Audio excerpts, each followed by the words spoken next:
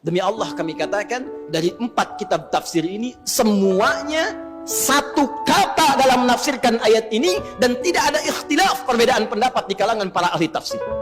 Semua mengatakan yang dimaksud dengan ghad di sini yaumul qiyamah. Yaumul qiyamah. Tibanya hari kiamat. Tibanya hisab kita di hadapan Allah Subhanahu wa taala. Dalam bahasa bebasnya, tapi lugas dan tegas, seakan Allah ingin mengatakan, kalau besok kamu dihisab dari pergantian waktu yang telah kami lalui, dari masa yang telah kami berikan kepada kalian, dari setiap perganti tahun, tahun baru, kalau tiba-tiba besok kiamat, bekal apa yang telah kamu siapkan untuk menjunjung itu? Bekal apa yang telah kamu hadirkan untuk menghadapi hari kiamat itu?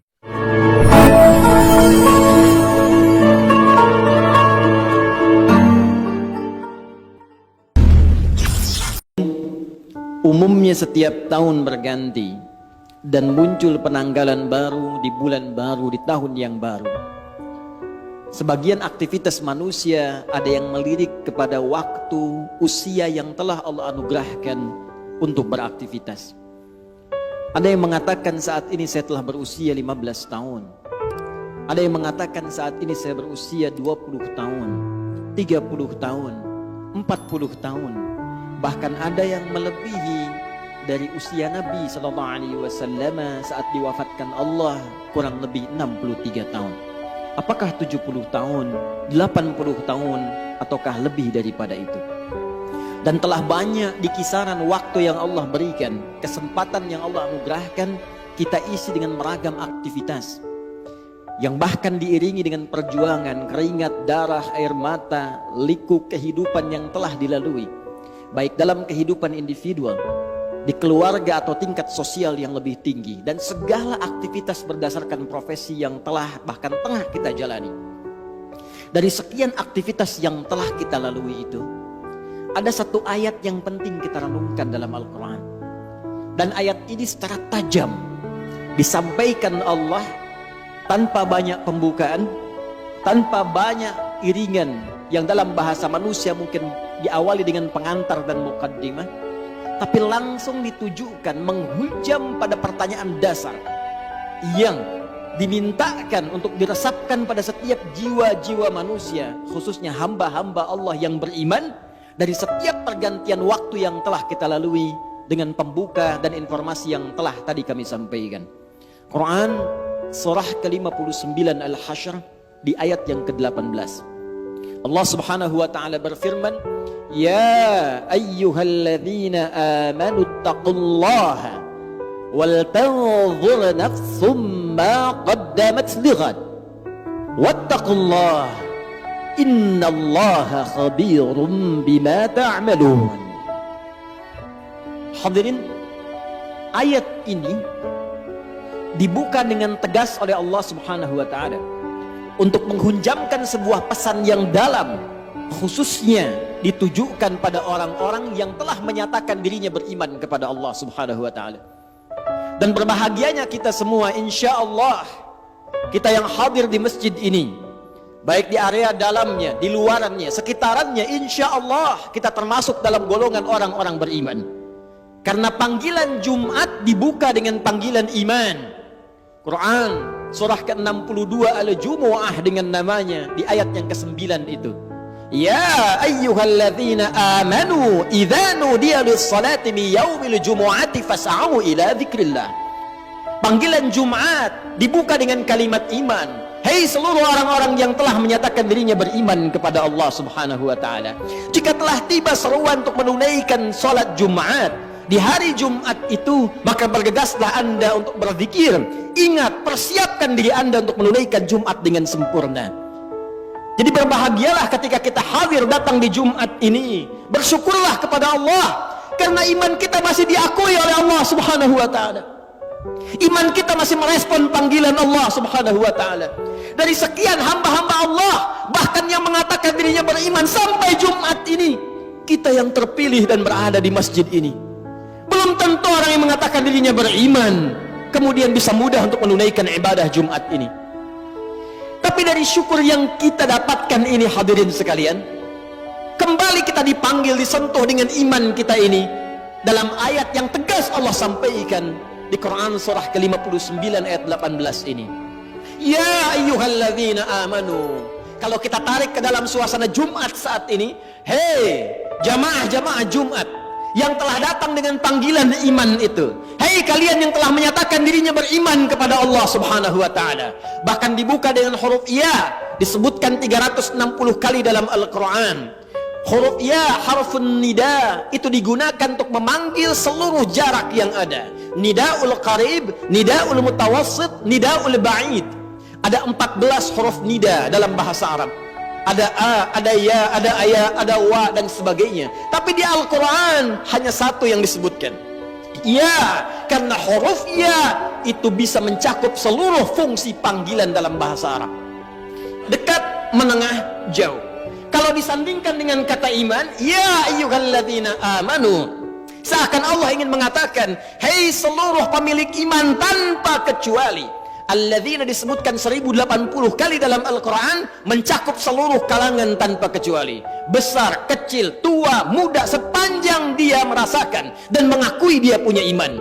Kata Allah, hei para pemilik iman, yang mungkin diantara kalian kualitas imannya beda-beda. Ada yang kalian imannya kuat sehingga kedudukannya merasa dekat denganku. Jangankan dipanggil dalam salat fardu, bahkan sebelum datang fardu tergerak menunaikan salat sunnahnya. Bahkan sebelum datang subuh sudah bangun untuk tahajudnya. Bahkan tidak menunggu Ramadan, Senin Kamis dia kerjakan sunnahnya. Ayam ubid dia tunggu-tunggu walau belum tiba waktunya. Yang dekat dengan Allah. Ada yang biasa-biasa mutawasit menengah, salat nunggu fardu, puasa nunggu Ramadan, tapi iman masih melekat dalam dirinya walaupun keadaannya di tengah-tengah hubungannya dengan Allah subhanahu wa ta'ala. Ada yang ba'id, mungkin merasa jauh karena maksiat yang banyak dikerjakan, tapi masih menunaikan salat walau terlambat, masih ingin mengaji Al-Quran walau kadang-kadang. Demi Allah saya katakan, sifat rahman Allah menjadikan baik yang imannya kuat, menengah ataupun jauh disamakan oleh Allah subhanahu wa ta'ala dengan panggilan ini. Seakan Allah ingin mengatakan, saya tidak peduli sepanjang kalian masih ada iman dalam jiwamu dan datang memenuhi panggilanku, maka aku akan jadikan yang jauh aku dekatkan, yang menengah aku lekatkan, dan yang dekat aku semakin berikan kedudukan di sisiku. Maka berbahagialah ketika ada panggilan kita respon.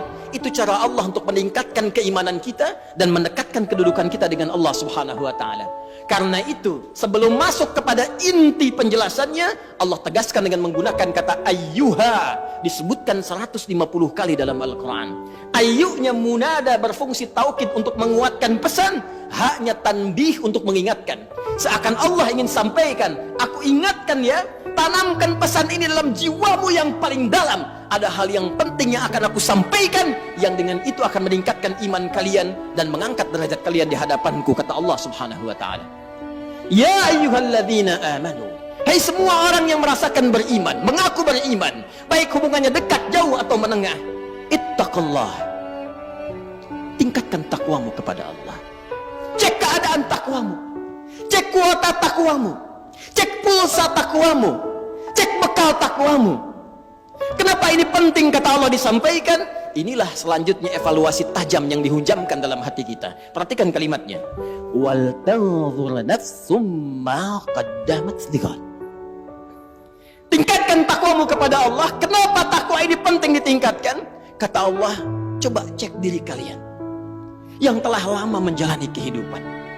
Mungkin ada yang belasan bahkan puluhan tahun, bahkan lebih daripada batas kuota yang barangkali standar kehidupan manusia. Ada yang di atas 100 tahun. Kata Allah, coba dicek selama mengalami perjalanan hidup itu, setiap perganti tahun, datang tahun baru, datang tahun yang baru lagi, datang tahun yang baru lagi. Kata Allah, pernahkah terbersit dalam benakmu, dalam jiwamu, persiapan untuk menyongsong datangnya ghad? Pagi ini sebelum Jumat, saya ingin menguatkan informasi seputar ayat ini. Satu ayat saja. Saya baca 4 kitab tafsir tadi pagi. Dari mulai Tafsirul Quranil Azim karya Ibnu Katsir rahimahullah, Mafatihul Ghaibnya Ar-Razi, Al-Kasyafnya Zamakhsyari, sampai Tafsirul Wasitnya Muhammad Sayyid Tantawi.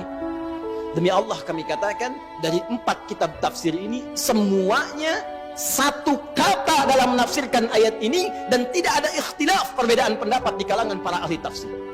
Semua mengatakan yang dimaksud dengan ghad di sini yaumul qiyamah. Yaumul qiyamah. Tibanya hari kiamat.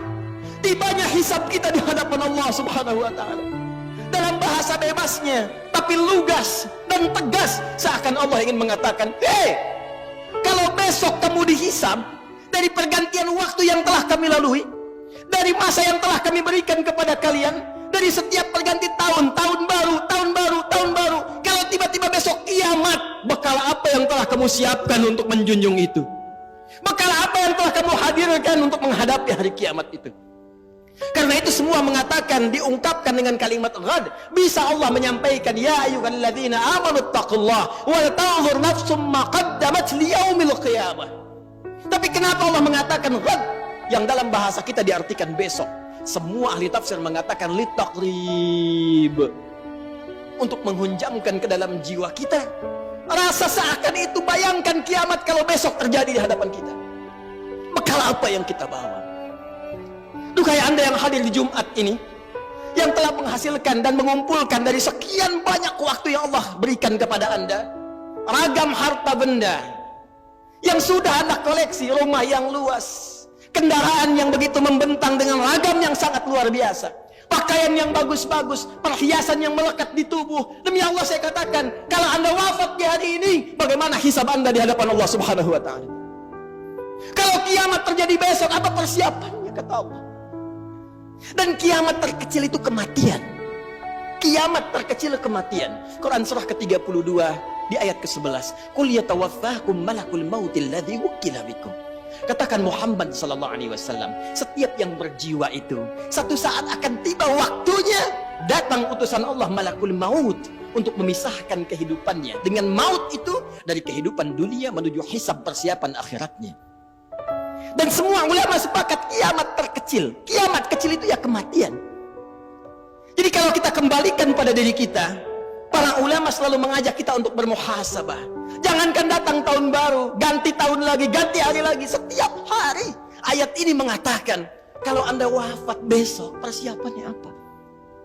Bahkan kalau kita diwafatkan hari ini, apa persiapan hisab kita di hadapan Allah Subhanahu wa taala?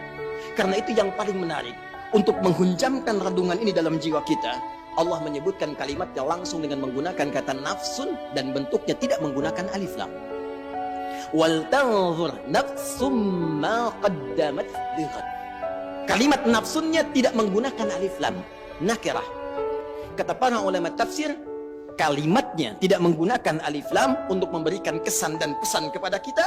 Kalau ingin bagus dalam introspeksi, kalau ingin benar dalam muhasabah, lepaskan dulu seluruh kecenderungan dunia kita, kemudian tanyakan pada hati kita yang paling dalam, sudah benarkah cara hidup kita sampai dengan detik ini? Itulah rahasianya kenapa di ayat ini kata nafsun tidak menggunakan alif lam. Seakan-akan Allah ingin mengatakan pada kita, coba merenung sejenak. Bukan dengan kembang api itu, bukan dengan petasan itu, bukan dengan pesta itu, tapi dengan jiwa Anda, dengan hati Anda, dengan kolbu Anda, dengan jiwa yang Allah berikan kepada kita. Cobalah kemudian sejenak saja, sepersekian menit kita diam sejenak, tanyakan pada jiwa kita, istafti qalbak, kemana hidup kita ini? Sudah benarkah puluhan tahun saya beraktivitas? Sudah benarkah puluhan tahun ini misi yang saya emban?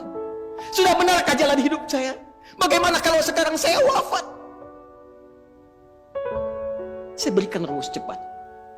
Kalau ada orang masih merasa kurang nyaman, gelisah, dan khawatir bila diwafatkan, di saat itu dia merenung, ini sudah fitrah menunjukkan ada kekurangan bekal yang ada dalam jiwanya, dan merasakan ada bekal yang kurang untuk dibawa pulang. Yang paling mencengangkan dan paling irasional, sudah tahu bekalnya kurang, sudah tahu yang kemarin itu masih banyak kurangnya, kok sisa yang diberikan masih main-main juga, kok sisa waktu yang diberikan masih belum serius juga. Jadi kalau sampai Jumat ini, sampai detik ini belum mampu merubah kita untuk dekat dengan Allah, Anda butuh berapa Jumat lagi? Anda butuh berapa tahun baru lagi?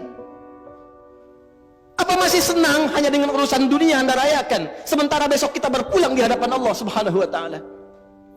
Ingat, akhirat bukan meninggalkan dunia, Tapi ingat, akhirat mengarahkan anugerah dunia yang Allah berikan kepada kita supaya ditata menjadi kepentingan ibadah.